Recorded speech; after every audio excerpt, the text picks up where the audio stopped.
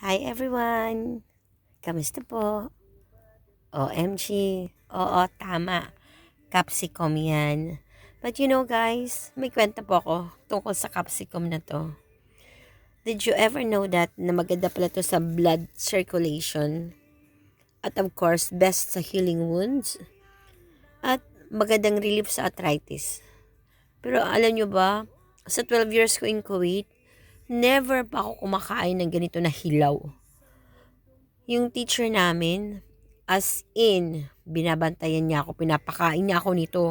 Nag-slice siya ng capsicum, as in totally raw siya, na as in parang salad lang. Maganda na yun sa katawan. At of course, nakakatanggal siya ng yellow fever.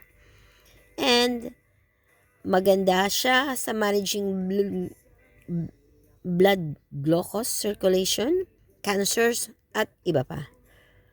At maganda din siya sa immune system, cataracts, and of course, good for digestion. Kaya mag-capsicum na po kayo, mga beshi.